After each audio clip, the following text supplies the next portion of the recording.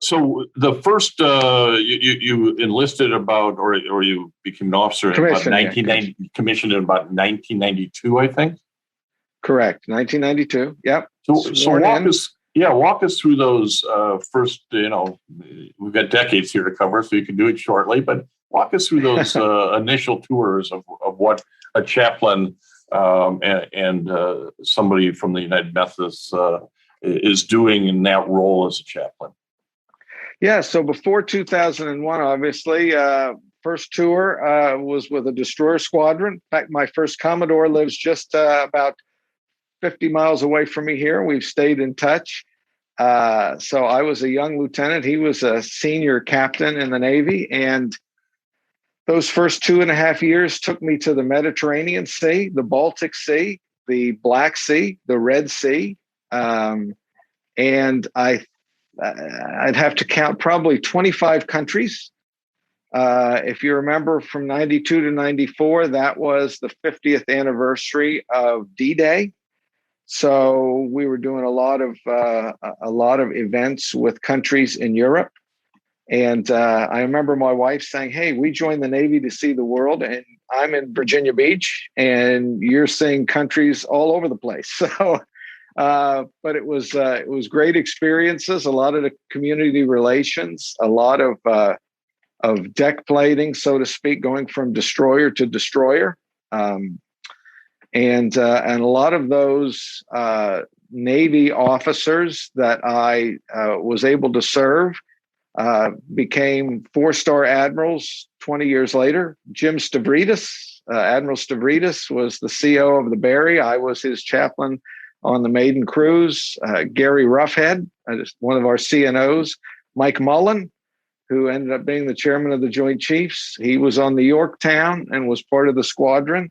And so it was just kind of neat to see those commanders and captains move up the ranks.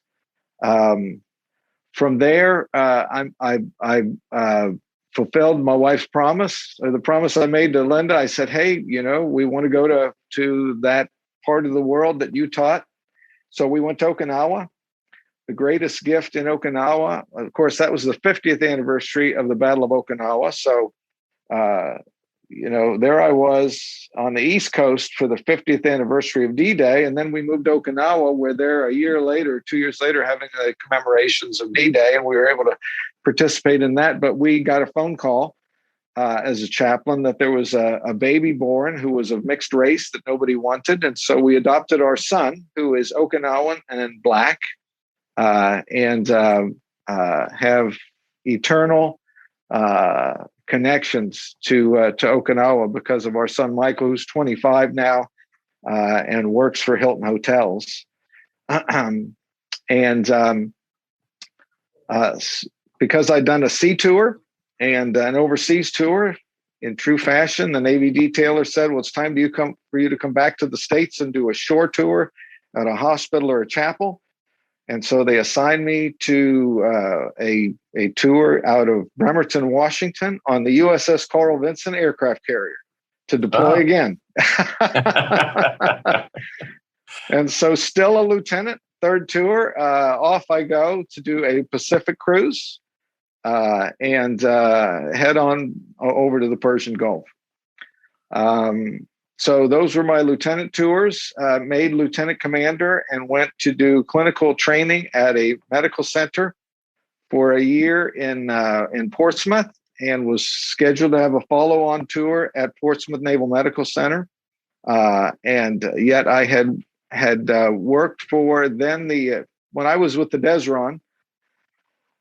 For some reason, he remembered me, and when he became chief of chaplains, Rear Admiral 2-star Barry Black, who is now the chaplain of the United States Senate, said, "Hey, there was a very effective lieutenant out there on those destroyers. I'd like him to come up here to the office." And so on August 10th, 2001, I reported to the Pentagon complex to work as the operations officer for the chief of chaplains, and was there for 30 days doing turnover with my predecessor, and finished our turnover on September 10th, 2001. Listen to this full episode and more on the Apple Podcasts app, Blog Talk Radio, Google Podcasts, or iHeartRadio, and now streaming on Amazon Music, Audible, and Spotify.